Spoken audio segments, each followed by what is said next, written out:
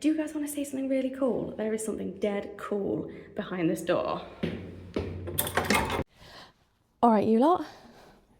Gary's going to unlock the gate while I'm filming this video. Bear with.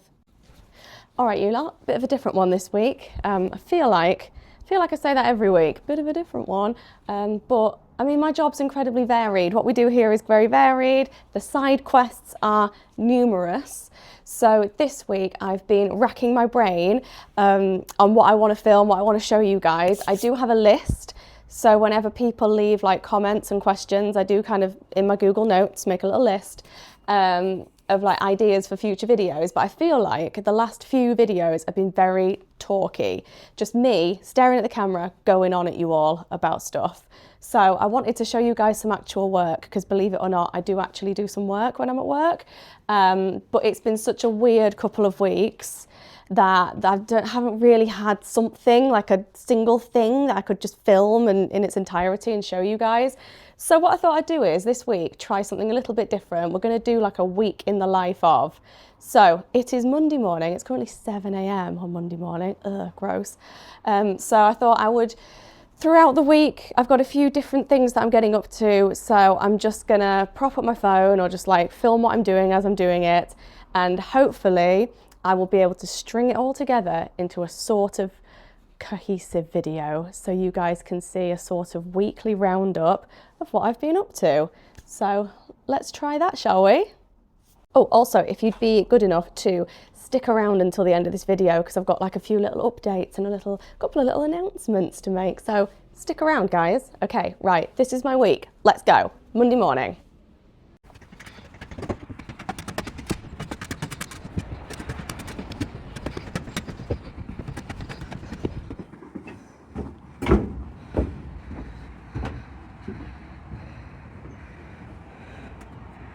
Right, I've nipped up super early before anyone's here so that I can show you guys what we're going to be working on this week. So in this section we have 3 voussoirs and 2 spandrels. So 1, 2, 3 damaged voussoirs and then 1, 2 damaged bits of spandrel. So this is the last bit on this phase to be set out. So I'm going to do the 3 voussoirs, Craig is going to do the 2 spandrels. Hopefully in the next couple of days that'll all be done, and then that'll be setting out phase 2 complete, and then we can crack on with some building. Maybe get up on the priory chimney, which is over there. See that little scaffold all the way over there? That's the chimney that needs rebuilding. That is probably what we're going to be doing next, hopefully. So in the next couple of days, finish this, smash this out, get up on the chimney. You can remind me at the end of the week when that hasn't gone according to plan and we're probably still on here doing 28 more stones, but for now that is the plan. So because people are going to ask why this bit is so damaged, there was a scheme of works in the Victorian period and also at the turn of the century, and they were absolutely mad for the grey cement. They loved a bit of grey cement. Should we try and find some? Well, yeah, basically. This is kind of like the Romanesque cement, Roman cement.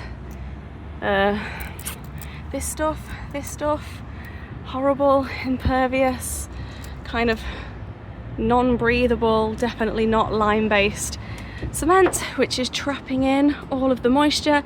They also did a big scheme of works on the gutter. So behind here is the gutter in there. And they filled all of that, they lined all of that with cement as well. So any water that has managed to get in behind the gutter can't escape through the cement, it gets trapped in. Freeze thaw process happens, the stone shatters because the water is trying to escape through the stone rather than through the impervious mortar that's been introduced. So this is what happens when you introduce cement, Portland cement, to solid stone construction.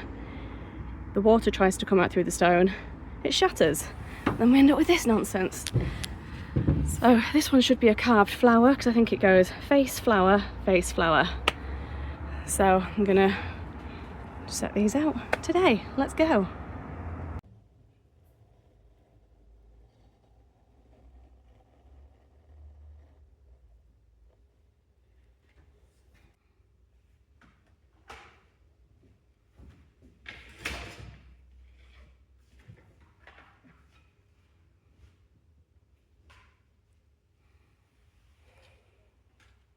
right, try and hear me over the organ because it is organ practice time because it is my tea break.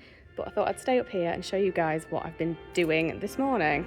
So I was gonna film myself on site taking all the measurements, but there was a few people on site and I'm very cautious and aware of not filming other people when they're working because some people don't like to be filmed, and also very cautious and aware of the fact that I'm not actually being paid to film, guys. I'm being paid to work.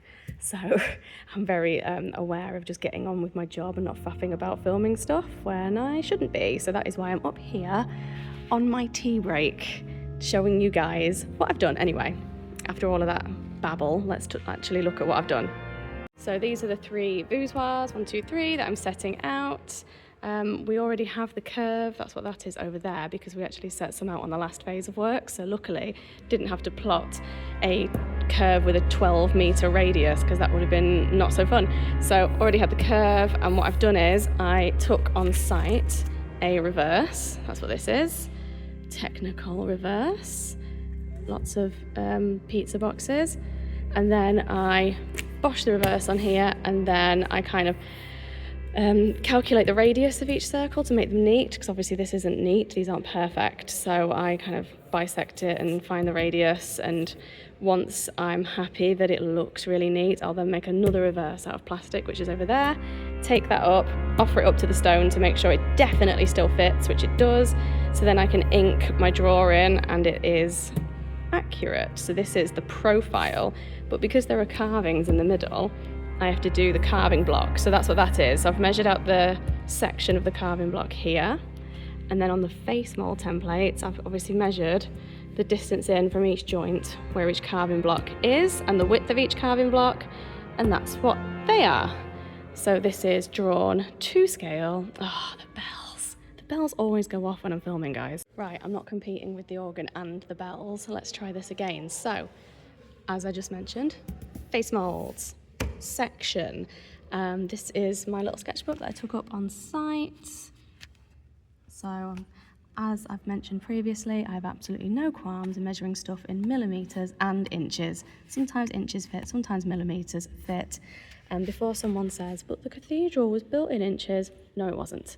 The standardised inch that we use today, that everyone uses, wasn't actually standardised until the 1950s.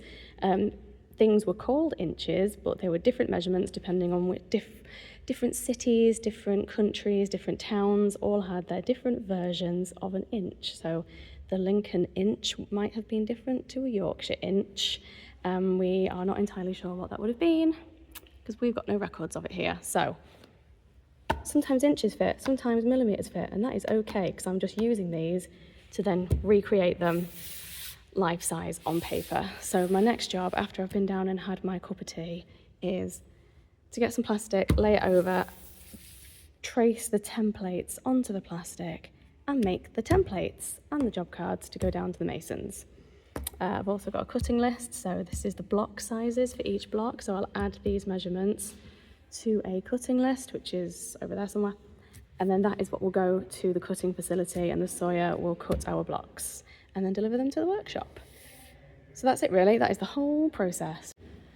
Right, I hope all that made sense. I'm gonna go and have my cup of tea. Let's go. Okay, real quick before I go for break, my drawing room's up there. I'm just coming down the turret to go for my break, but do you guys want to see something really cool? There is something dead cool behind this door. This is a store cupboard, just a storage room that is halfway up the turret. But this is really cool because it is part of the 14th century phase of works that was being built, so built in the 1300s, and obviously we've got our rib vaulting up here, but see all that wood?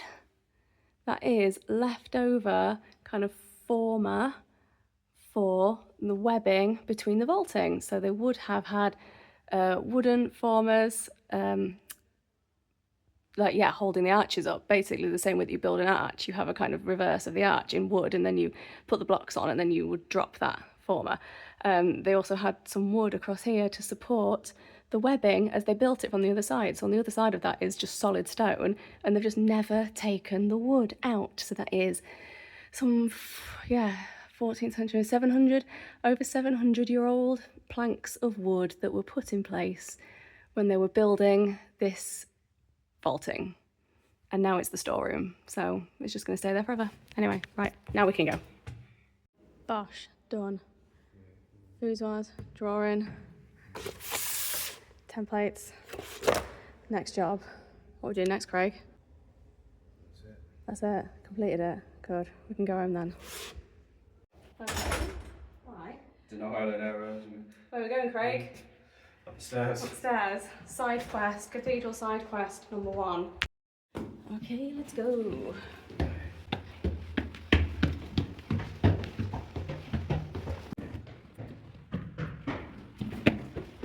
Do you know what I'm going to say?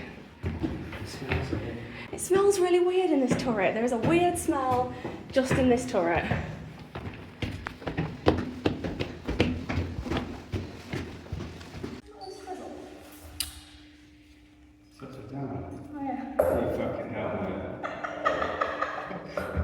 You recording that? Not with that, Yeah.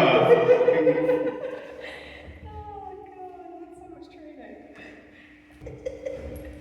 Oh, okay, you did have this on last, because whoever it is has got the biggest legs in the world. No one in this department has legs that big. Okay, after all that nonsense, what we are actually doing is getting harnessed up so that we can walk through the gutters on the south side of the nave, and these are part of our monthly checks, so we're just checking the stonework and the mortar on this part of the cathedral, which we do once a month.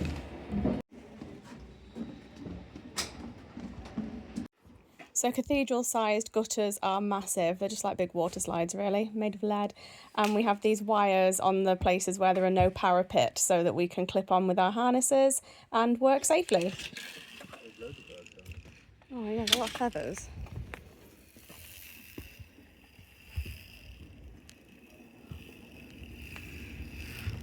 These are my favourite ones. I don't know, you might be able to see them better from up there, but the little pilgrims.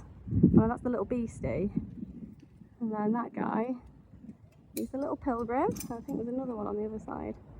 A little bit hidden by that wood mould, but I really like them. No one ever notices them. I think they're really cool. Next, gutter. Even higher.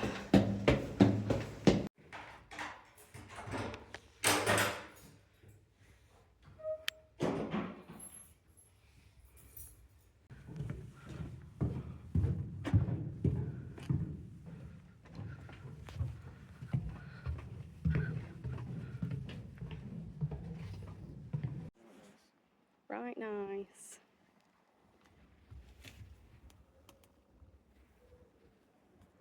Oh, what's a lovely view. Right. Completed it.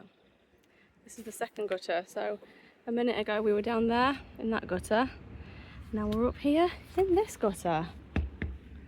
This is a bit of the cathedral people don't normally get to see, all this lovely Romanesque ornamentation on the towers. So the Romanesque towers would have gone up to here and stopped, and then obviously the medievally Gothic stuff got stuck on top, and that's what that extension is up there. So the Romanesque ones would have stopped. I like the Romanesque. Very nice. Right, long walk back down. The eagle-eyed among you will notice that I am not at work in the cathedral. I'm in my car because it is 6 AM on Wednesday. Happy Wednesday. And today I'm going to York because some of you might remember I'm doing a master's degree in buildings archaeology at York University part-time. So working as a stonemason at Lincoln Cathedral full-time, doing a master's degree in buildings archaeology in York part-time. So I have like 1.5 jobs at the moment, which is wild. So I've only got 6 weeks left though. I've been doing this over 2 years. I've only got 6 weeks left. So I'm deep into dissertation nation. So I've got a meeting with my dissertation supervisor in York this morning. So I've got to drive all the way to York, do that, and then drive all the way back. Okay, so close, just 6 more weeks, just 6 more weeks of dissertation, and then I can hand it in, and then no more degree stuff ever again until someone convinces me to do a PhD, but we'll see. Right, okay, let's go. Quick cathedral side quest number 2, when the boss handed us a structural engineer's report because me and my colleague are going to have to partially dismantle a couple of flying buttresses in a few months, and we need to know what's going to happen if we partially dismantle the things that are holding up most of the chapter house. So structural engineer report, and also reading the words steel member will never stop being hysterical. I don't care how serious the job is. All right, remember that time when I was like, oh, this week we're going to finish setting out and then we're going to be on a chimney up there somewhere, fixing those big chimney stones that we worked months ago. Well, we had a look at the scaffold that went up to that chimney. The plan has changed because the scaffold, we can't put a hoist on the scaffold, we need a hoist to get the stones up.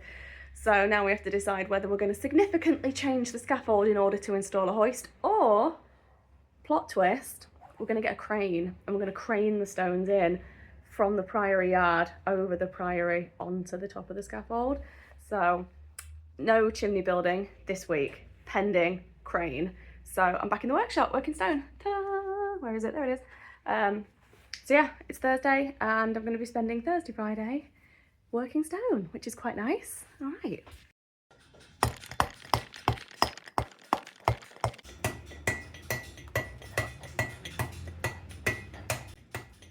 Right, I'm going to try and preempt a few questions here because I do always get a lot of very similar questions when I put stoneworking videos up. So we hit and replace each time when we're doing masonry. We don't chisel chase because it is actually, you can get more off. It's a little bit more accurate. If you hit and replace each time, you're less likely to dig in and go under the line. That's what I was always told, and it just becomes the mason's rhythm, and that is the rhythm that you're hearing. It's like tap, replace, tap, replace. We don't chisel chase when we do masonry, but you do chisel chase when you do fine carving, so there you go. Also, the book I'm currently listening to on my Bluetooth earmuffs is Electra by Jennifer Saint, because I am really into my Greek mythology at the moment, so I'm absolutely flying through a load of Greek mythology retellings on Audible. Not sponsored, just really like them. This stone is, of course, for the chapter house, as are most of the stones we're working at the moment, and hopefully in the next few weeks I will be out on site doing some big building, doing some fixing, so I can't wait to show you guys all of that. But for now, let's enjoy a little bit of tippy-tapping.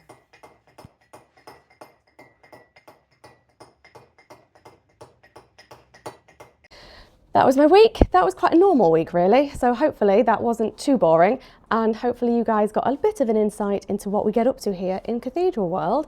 We've just finished this final round of setting out for now, until the architect comes up on site and goes, oh, actually, 28 more stones. So for now, the setting out is done. We're getting on with other things. We have a few other little side quests to be getting on with until we can really crack on with doing the big fixing on the chapter house. And that is something that I'm really excited about sharing with you guys, because we have some big things to do some fixing of on there.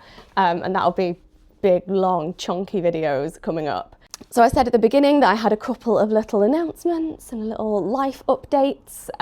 So firstly, on the 1st of August, it is the Super Trowel, the National Bricklaying Championship Finals, and I'm going to be there amongst a group of heritage craftspeople demonstrating stonemasonry skills.